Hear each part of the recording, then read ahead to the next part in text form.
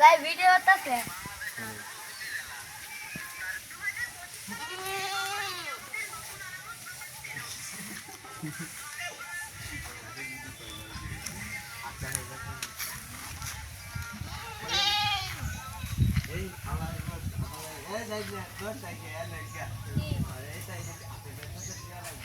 লিচু গাছটা বিশাল আকৃতির। লিচু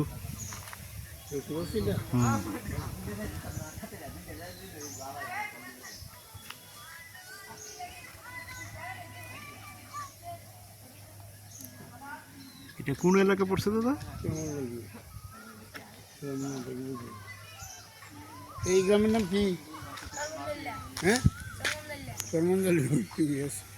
নরসিংদীর মনোহরদী উপজেলার একেবারেই উত্তরাঞ্চল বলা যায়। নরসিংদীর শেষ সীমানা চরমন্দালিয়া ইউনিয়নের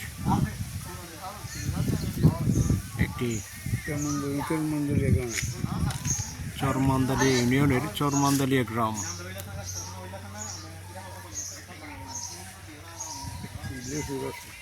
সবুজ সমারোহের নানা রঙের গাছপালা, কাঁঠালের ফল, পাখিদের কলতান। এবং আমাদের নরসিংদীর সবচেয়ে প্রবীণ সাংবাদিকতার উজ্জ্বল নক্ষত্র আমাদের নিবারণদা। আমরা খবরের সন্ধানে মাঝে মধ্যে এরকম নিবিড় গ্রাম এলাকায় ঘুরে বেড়াই। আজকের এই ভ্রমণটা অনেকটাই এই বসন্ত ঋতুর প্রকৃতির সঙ্গে মিলে একাকার।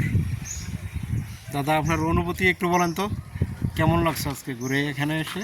আমার ছোটো ভাই আমজাদ হোসেনের সহযোগিতায় আমরা আজকে একটা প্রত্যন্ত অঞ্চল, এটা মনোহরদী উপজেলার চরমন্দালিয়া গ্রাম, সেই গ্রামে এসেছি।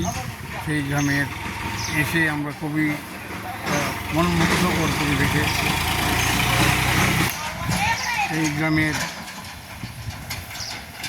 শ্যামল ছায় আমরা প্রকৃতির সাথে মিলেছি এবং এই প্রকৃতির সাথে দেখা যায় যে এখানে একটা বড় বিশাল লিচু গাছ।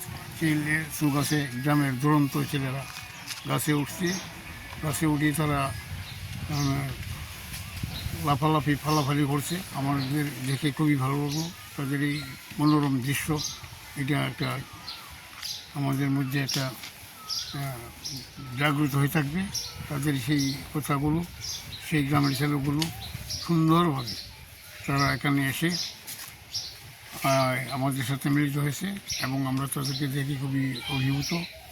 তারাও কিছুক্ষণ আগে গাছে ছিল, গাছে থেকে নিচে নেমে এসেছে এবং এখন আমরা রাস্তার উপরে আছি। তারা, তোমরা কোন ক্লাসে পড়ো? স্কুলে পড়ো, লেখাপড়া করো? এইতে পড়ো না? কোন স্কুলে? Khidirpur high school. আচ্ছা, তোমরা কেমন লেখাপড়া, কেমন স্কুলের ছাত্রীদের অবস্থা কেমন? ভালো? কতজন ছাত্র আছে স্কুলে? আমরা ক্লাসে আছি 220 শতাধিক। আজকে স্কুল বন্ধ না? পরীক্ষার কারণে এই দুরন্তপনার শিশু কিশোররা এই গরমের সিজনে